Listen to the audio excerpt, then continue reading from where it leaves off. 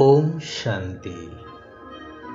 सारा विश्व को पतितरु पवित्र करिवार सेवा करुथिबा जगत पिता परमात्मांकर सच्चा सच्चा सेवाधारी संतान मानंकु ईश्वरीय शुभेच्छा, शुभ अभिनंदन, सुप्रभात, सुस्वागतम।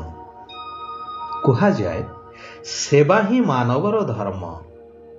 सेवा द्वारा मेवा बा फल प्राप्ति होइथाए। समाजर विभिन्न कार्य धर्मानुष्ठान मानंकरे सेवार विशेष महत्व रहिछि।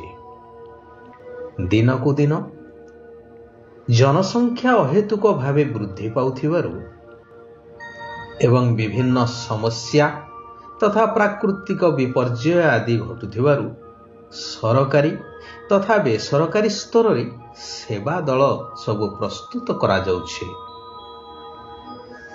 तेबे आवश्यकता स्थले आग्रह थाउ बा न थाउ सेवा करिबा एवं आंतरिकतार सहित सेवा निस्वार्थपर भावरे करिबा या भितरे अनेक पार्थक्य रहिछि। थरे गोटे ग्राम रे लोक माने एकत्रित ही आलोचना कले कि मंदिरटीए निर्माण करिबा। सेथिपाई प्रथम एवं मुख्य प्रसंगटी थिला अर्थर। एते अर्थ केउठारु आसीबो, किए केते दबो इत्यादि इत्यादि। तेणु प्रस्ताव रहिला एक मास परे पुनः एकाठी हेबा, किए केते अर्थ दान करिबो ताहार एक चिठा प्रस्तुत करागला एवं निज निजर बंधु बांधव सांग साथी आदिंको ठारू किए केते दान आकार रे मध्य आनी पारिबे ताहार मध्य प्रस्ताव रखागला। सेठारे जणे वृद्धा भिकारुणी मध्य बसी शुणुथिले। सभा परे समस्ते चली गले। पुनः एक मास परे सभा बसिला। चिठा मुताबक जिए जहा लिखिथिले बा दान आकार रे देबा पाई कहिथिले सही अनुसार किए 1000 तो किए 2000 इत्यादि देई चलिले। गाँर मुखिया 25,000 टंका देले। समस्ते देई सारी हिसाब करिबा बेलकु वृद्धा जनक एक मैला बैग आनी सेठारे थोइले। समस्ते कहिले, अरे बुढ़ी एथिरे कोन एपरी एक अपरिष्कार बैग एठारे काई आनी रखुच?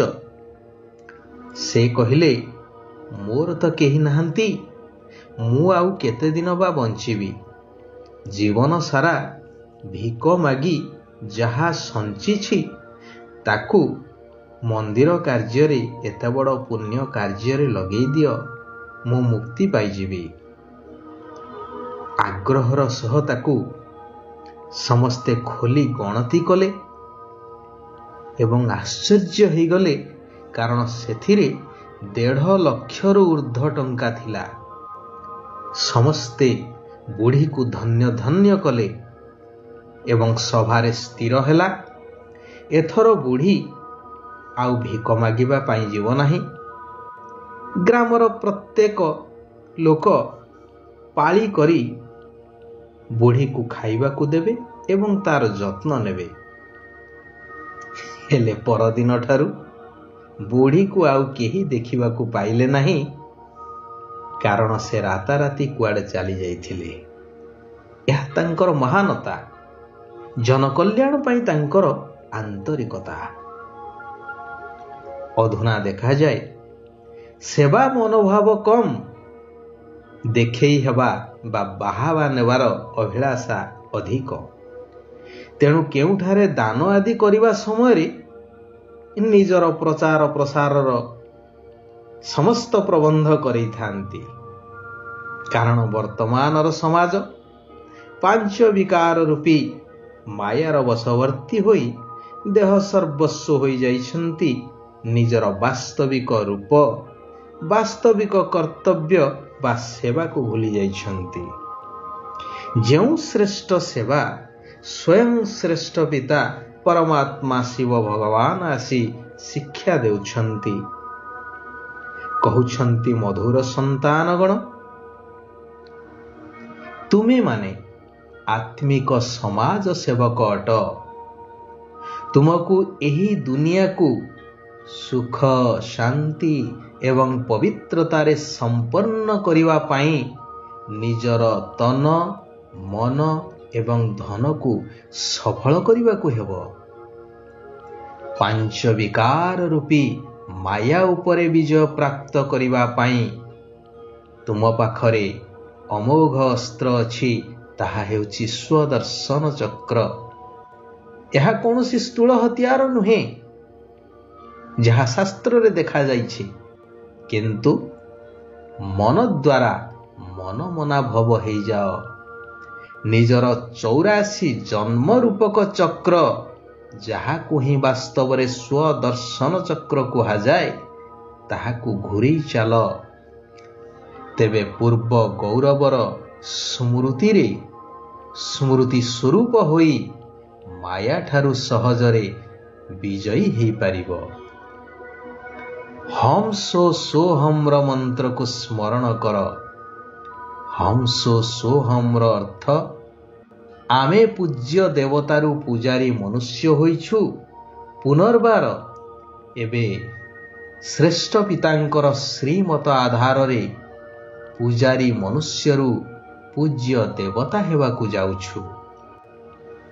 ଏହି ବିଧି ଦ୍ୱାରା 5 ବିକାର ରୂପୀ ମାୟା ରାବଣର ଗଳା କଟିଯିବ। ତୁମେମାନେ ମାୟା ଜିତ୍, ଜଗତ ଜିତ୍ ହୋଇ ଚକ୍ରବର୍ତ୍ତୀ ରାଜା ହେଇଯିବ।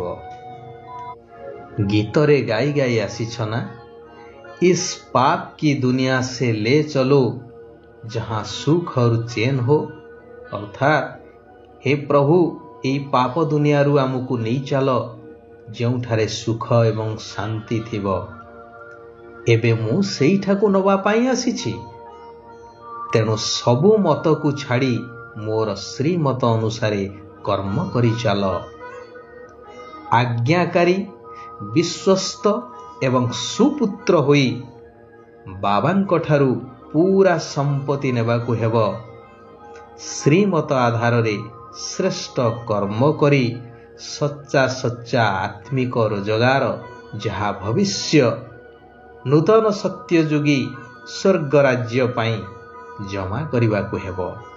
ସମ୍ପୂର୍ଣ୍ଣ ନିର୍ବିକାରୀ ହୋଇ ସଚ୍ଚା ବ୍ରାହ୍ମଣ ହେବାକୁ ପଡ଼ିବ। ପବିତ୍ର ହୋଇ ନିଜକୁ ପବିତ୍ର ସତ୍ୟଯୁଗୀ ଦୁନିଆର ଯୋଗ୍ୟ କରିବାକୁ ହେବ। ଶିବ ବାବା ବରଦାନ ଦେଉଛନ୍ତି କି ଏକମାତ୍ର ବାବାଙ୍କୁ ନିଜର ସଂସାର କରି ସର୍ବଦା ହସି ଗାଇ ଏବଂ ଉଡ଼ିବା ବାଲା ପ୍ରସନ୍ନଚିତ ଆତ୍ମା ହୁଅ। କୁହାଯାଏ, ଦୃଷ୍ଟି ଦ୍ୱାରା ସୃଷ୍ଟି ପରିବର୍ତ୍ତନ ହୋଇଥାଏ। ତେଣୁ ତୁମମାନଙ୍କର ଆତ୍ମିକ ଦୃଷ୍ଟି ଦ୍ୱାରା ସୃଷ୍ଟି ବଦଳିଗଲା। ଏବେ ବାବା ହିଁ ତୁମମାନଙ୍କ ପାଇଁ ସଂସାର। ଅବିନାଶୀ ପ୍ରାପ୍ତି କରେଇବା ବାଲା ବାବା ମିଳିଗଲେ, ତେଣୁ ଆଉ କ'ଣ ଦରକାର? ଏହି ଖୁସି ଏବଂ ନିଶାରେ ସର୍ବଦା ଉଡ଼ି ଚାଲ। ଯଦି ହୃଦୟ ସ୍ୱଚ୍ଛ ଥିବ, ତେବେ ସବୁ ମନୋବାଞ୍ଛା ପୂର୍ଣ୍ଣ ହେଇଯିବ। ସର୍ବପ୍ରାପ୍ତି ସ୍ୱତଃ ହିଁ ତୁମ ସମ୍ମୁଖକୁ ଆସିଯିବ। ଆଚ୍ଛା, ଆଜି ପାଇଁ ଏଇଠାରେ ଆମେମାନେ ବିରାମ ନେବା।